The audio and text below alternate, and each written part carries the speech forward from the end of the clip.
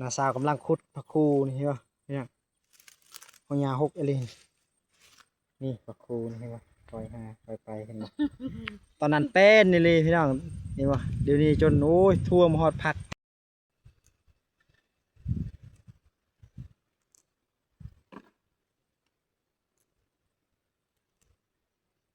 แดดอีเลยพี่น้อง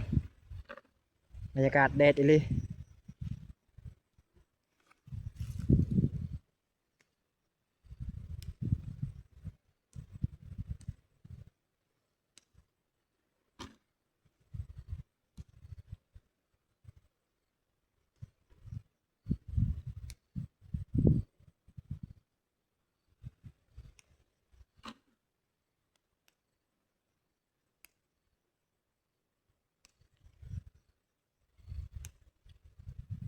นาสาวกับเมียเอาคอนเพิ่นเอาผักคูนะพี่น้องเนาะเพิ่นขุดผักคูพี่น้องว่าหกเอเลยยาหกเอเลยคนจะเป็นต้นมะเขือพี่น้องอยู่เทิงคนเห็นบ่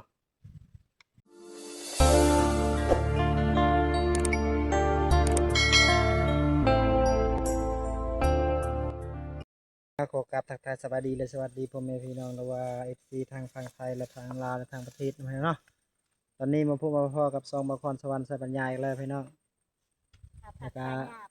ตอนนี้บาคอนมาส่วนยูซีพี่น้องเพราะว่าบาคอนเอา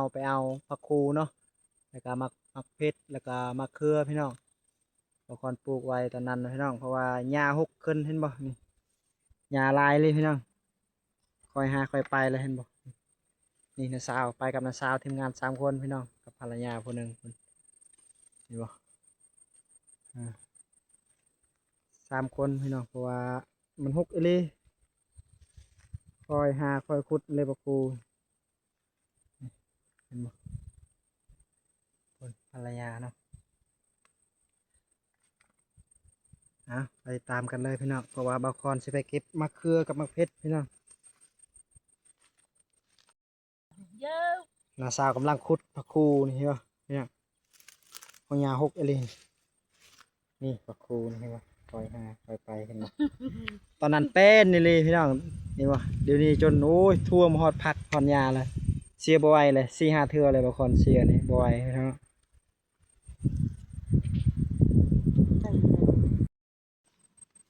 ตอนนี้ก็บางคนสิไปเก็บมะเขือนะพี่น้องเห็นป่ะอันนี้กกมะเขือพี่น้องอยู่เทิงพุ่นเป็นหมากอยู่นี่เป็นหมากพี่น้อง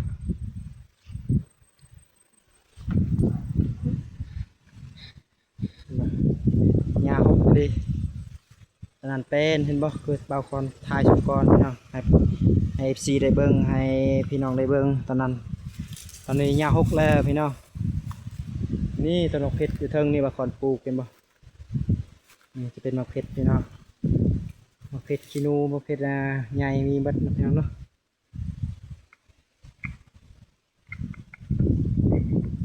นี่ต้นมะเพชรพี่น้องกำลังจะเป็นหมากแล้วพี่น้องเห็นบ่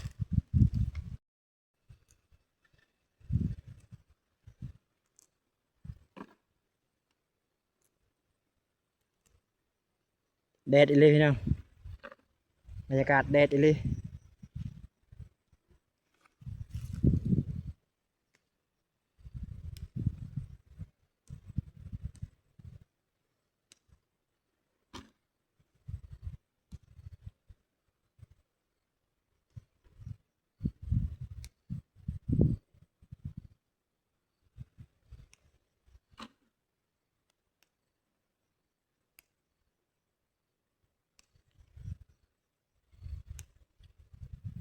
นาสาวกับเมียบางคนเพิ่นเอาผักคูนะพี่น้องเนาะเพิ่นขุดผักคูพี่น้อง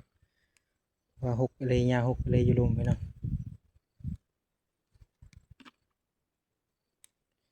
บางคนผู้เดียวเก็บมะเพชรพี่น้องเอาไปตำแจวเนาะแล้วไปลวกผักหน่อยไปนึ่งผักคูแซ่บพี่น้องเฮ็ดส้มก็แซ่บ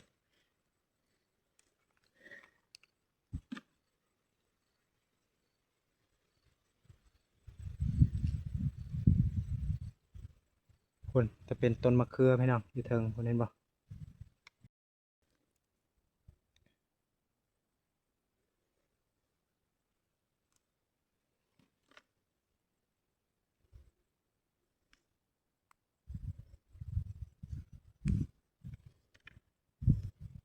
มักเพชรก็ประมาณ100 กว่าต้นเลยพี่น้องบางคนปลูก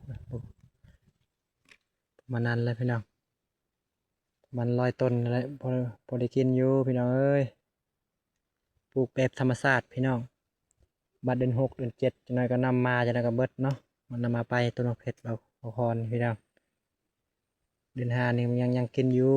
พุ่นเดือน6เดือน7เดือน8พุ่นถือว่าน้ำเซใหญ่เนาะบรรยากาศอยู่เข็มชีพี่น้องนี่เนาะ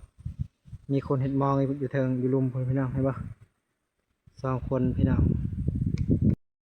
เอากินนำกันเด้อพี่น้อง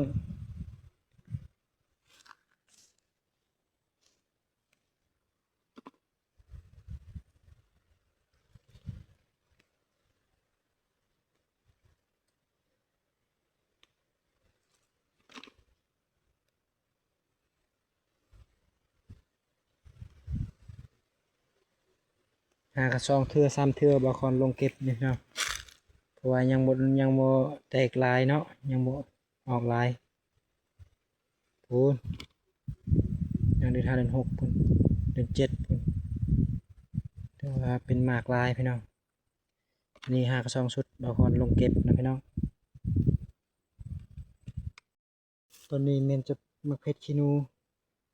ตอนบางคนปลูกตอนบ่อยากเชื่อว่ามันสิใหญ่ปานนี้พี่น้องน้อยๆนี่บางคนปลูกบิดนี่คือว่าบ่ใหญ่อันนี้ได้เลยจะเบิ่งนะเพียงหน้าอกพี่น้องตอนนั้นน้อยๆตอนนี้ปลูกนะบ่คิดว่าสิเป็นหมากพี่น้องประมาณ2-3 เดือนใหญ่ใหญ่ไวเลยเห็นบ่ขี้นูเพชรขี้นูพี่น้อง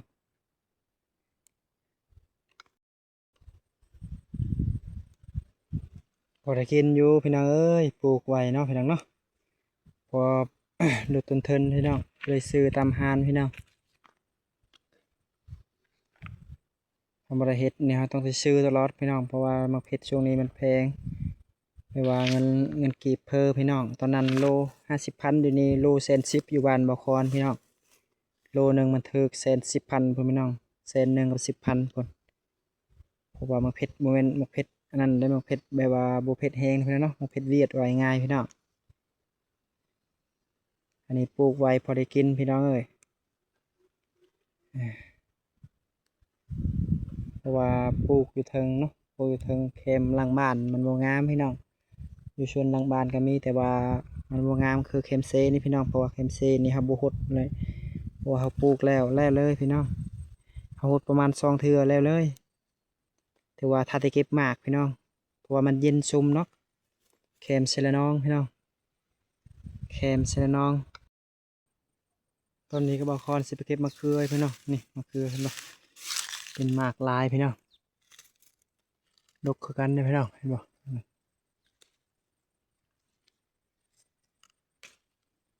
เอาไปนึ่งพี่น้องเอาไปนึ่งเนาะแล้วก็ก้อยเจลเนาะเจลมะเผ็ดอ่อนพี่น้องแล้วก็มาจำเนาะพี่น้องเนาะเอากินถือว่าแซ่บ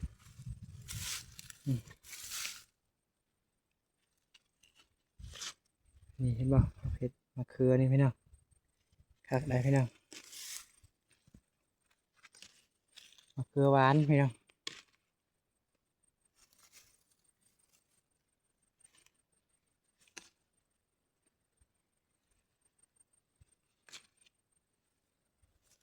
ตอนมะคอนปลูกตอนนั้นน้อยๆต้นมันใหญ่ประมาณ20 เซน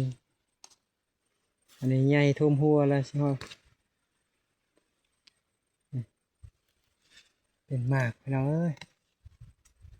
3-4 เทื่ออะไรบางคนลงเก็บพี่น้องก็ได้กินอยู่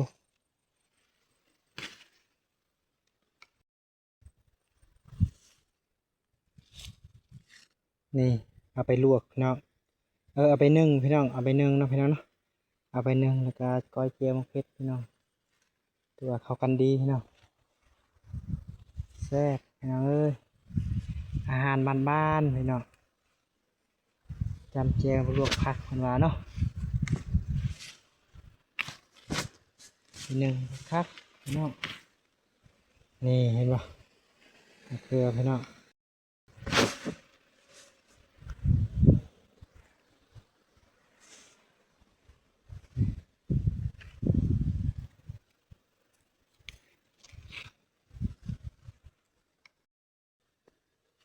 ก็เบาคอนมาเก็บพังนี้พี่น้องเห็นบ่เห็นนั่นมาชลีกำลังปลูกพี่น้องเห็นบ่พังนี้มีพังนั้นเนาะเบาคอนเก็บพี่น้อง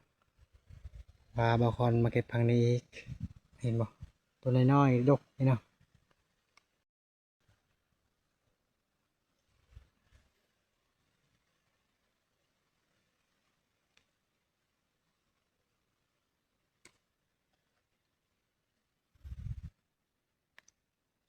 ฮอนดีพี่น้องเอ้ยบรรยากาศเห็นบ่บรรยากาศเอ็มซีละน้องฮอนดีเห็นบ่ตะเวนนะพี่น้อง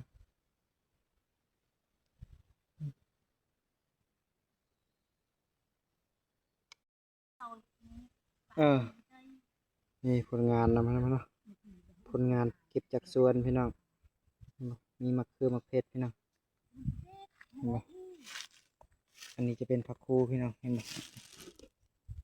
ครึ่งกระสอบพี่น้องบัวผักบัวกับผักคูพี่น้องนี่เห็นบ่เอาไปนึ่งจะหน่อยกินตอนแรงครับแรงตลอดพี่น้องนี่เห็นบรรยากาศตอนแรงพี่น้องเก็บผักบวงผักหยังผักเผ็ดก็อยู่นั่นท้องนึ่งพี่น้อง